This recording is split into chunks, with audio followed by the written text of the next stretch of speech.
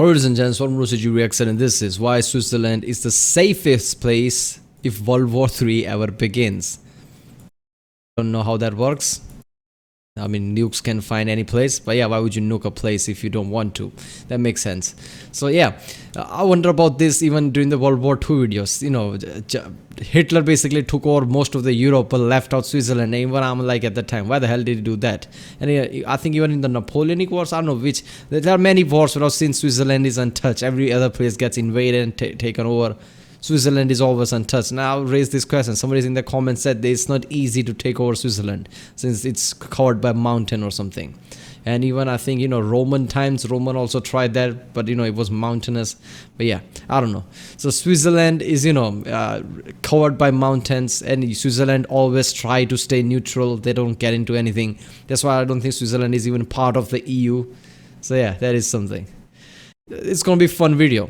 I've recorded quite a few real life lore videos already. If you haven't seen them, check out the cards. There's a playlist I created for real life lore reaction, something like that. Check out the playlist too, like CGP Grey, you know, Intern Estonian, Kazkazat, things like that.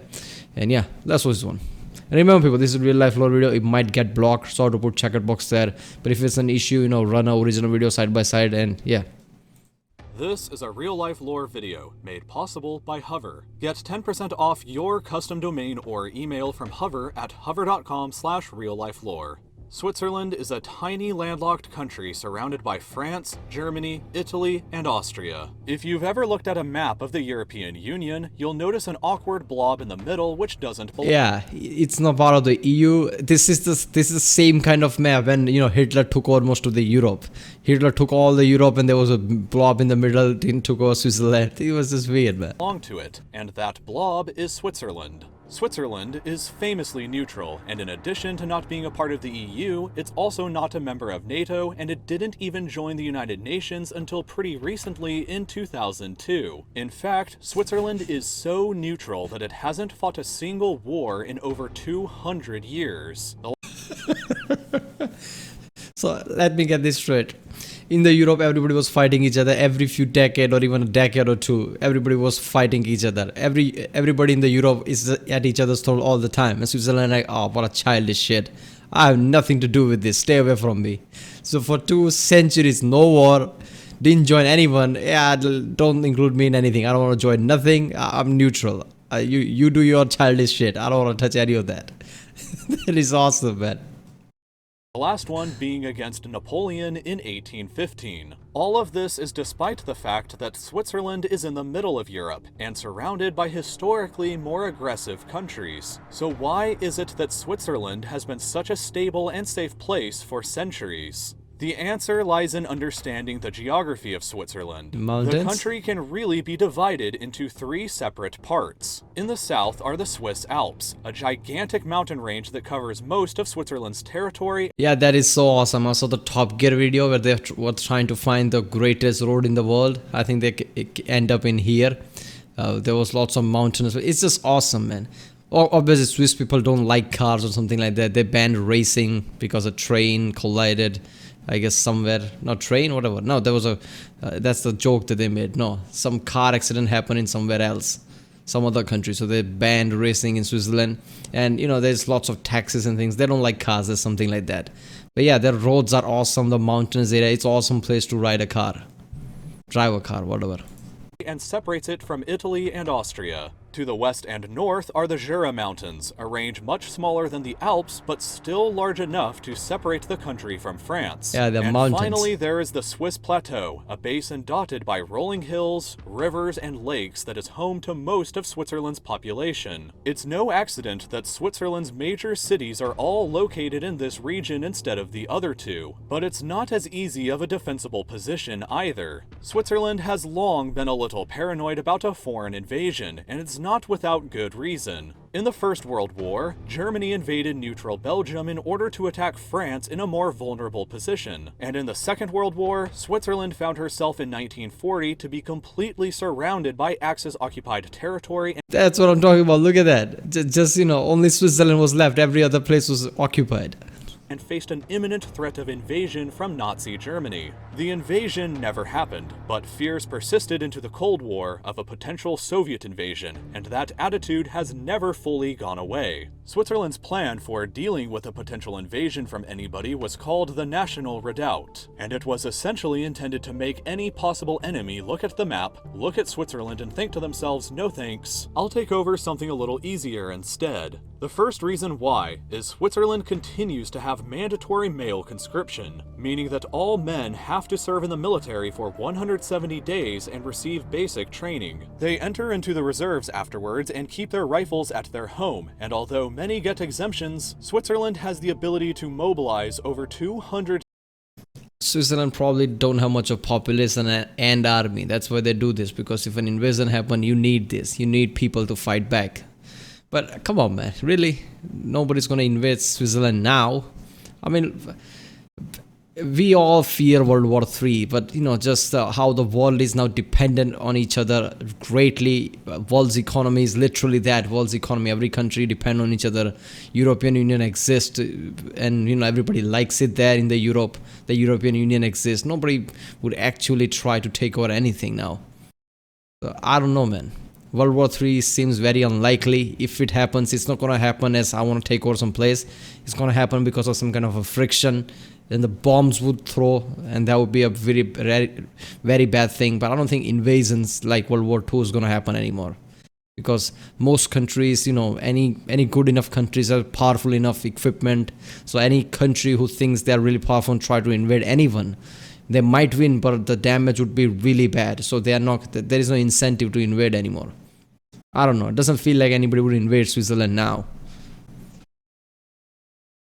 100,000 soldiers within 72 hours of an emergency being declared. In addition, every road, bridge, tunnel, and railroad in the country has been designed in a way that they can be remotely blown up to deny a possible invader from ever using them. There are over 3. Hold up there. So there are Swiss bridges which has bombs in them right now?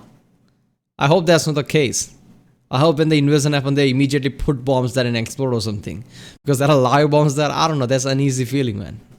1,000 of these points that can be blown up inside of the country, including entire mountainsides that can be detonated to cause a landslide to block off entire roads. In addition to all of this, the modern Swiss military strategy has always been to abandon the plateau and the city centers and retreat almost the entire military into the Alpine region. Here, high in the mountains, the Swiss have built over 26,000 bunkers and fortified positions ranging from anti-tank guns, anti-air guns, or machine gun nests. They are camouflaged like this anti-tank gun that looks like a rock, or this barn that's actually a machine gun nest on the left and an anti-tank gun on the right. And both of these are connected by a tunnel underground. There are camouflage positions like these all. Damn, I've never seen any country in the world who has this strategy. When the invasion happens, just run to the mountains and go, hide inside the caves and, fire from there.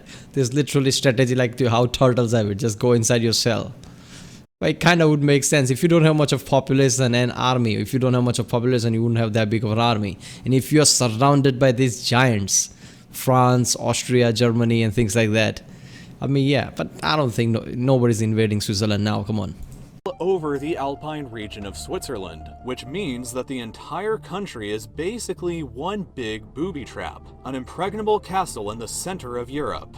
This is why Switzerland has been able to remain neutral throughout some of the most difficult times in European history. But many now question the importance of this defensive and neutral mindset. Germany, Austria, Italy, and France are today all European Union member states and have no militaristic intentions on conquering Switzerland. The National Redoubt has seen many of its fortresses and bunkers turned into museums in the last few years. Yeah, because look, Germany was a powerhouse in World War I because they had that, Holy Roman Empire and that mentality behind them. So they were a bit aggressive at the time.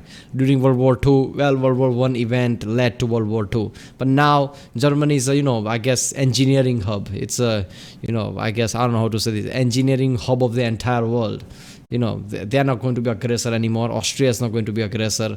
France, why would they be aggressor? So I don't see anybody invading Switzerland now. If World War III happens, it will happen with our case, something like US, China, or maybe Russia, places like that. And even that, there will be, something that somebody didn't like, or some kind of aggression happens, somebody throws some bombs.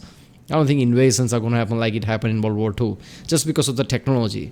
There are intercontinental ballistic missiles, there are nukes. So, literally slowly taking over places is not going to be the strategy. And Switzerland is planning on downsizing its military from around 200,000 to only 80,000 by the year 2020. But nonetheless, one place that Switzerland will always be is the safest place in the world to possibly be at in the event of a global nuclear war. This is because Switzerland is the only country in the world to have enough nuclear fallout shelters to house their entire population. In fact, Switzerland has enough fallout shelters to house 114% of their population. Is there any YouTube creator who didn't play Fallout? Fallout is the most famous game whenever it comes to YouTube creators. There is not a single channel that I come across who doesn't reference Fallout.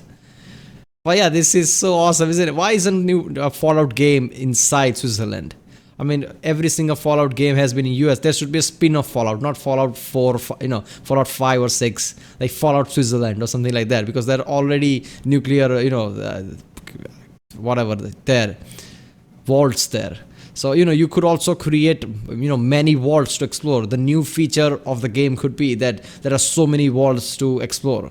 Because every single Fallout game has some vaults, like 5, 6, but not that many. In this, you could explore, I don't know, 30, 40 vaults. And it would be fun to explore. I don't know. Meaning that even in the event of a large refugee influx, the country would still have enough shelters to fit everybody inside of them. All residential buildings inside of the country built after 1978 are mandated by law to contain a nuclear shelter capable of surviving a 12 megaton blast from a distance of 700 meters away. As of 2006, there are over 8.6 million fallout shelters located throughout the country, ranging in sizes like this in a normal house, up to gigantic public shelters built inside of tunnels that can house over 2,000 people for over 4 months. In the event of a nuclear attack on Switzerland, it is possible that the entire population of the country could retreat to their bunkers and continue fighting off any invader after the bombs have exploded. Not even nuclear weapons can conquer the fortress of Switzerland. And it has been said before that in the event of a global nuclear war, the only survivors would be the heads of state of a few countries, cockroaches, and 8.4 million Swiss citizens. Wait a minute. I heard that, that Fallout 76 is at West Virginia, because there's actually nuclear bunker under West Virginia in real life. So I'm pretty sure US government and the US head of states and people like that would be there under West Virginia, I'm pretty sure. But yeah, I mean, if actually Fallout type scenario happens, global nuclear bomb, I guess Switzerland's most population would survive, since they have lots of nuclear bunkers. Most countries in the world don't have that. If a nuclear war ever does happen, then the Swiss have enough bunkers for not only them, but a few friends to survive it all through with. So remember this when it may become important later. Switzerland is likely the safest place you could possibly be during the event of a nuclear war or World War III. Before you start making plans to visit though, it would be nice to let other people know about what you just learned, possibly by yeah, people, go to hover.com/RealLifeLore and support this channel. Yeah, Switzerland has stayed neutral. Obviously, they have Swiss banks, so they have money too, and apparently they have bunkers too.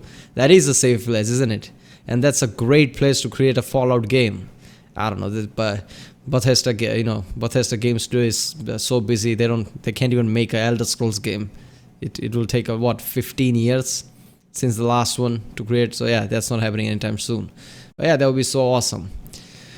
Alright people, if you like my reaction, don't forget to like and subscribe. Check out the reaction, there's a link in the description. Check out the cards for the place, check out the end cards, and yeah, I'll see you next time.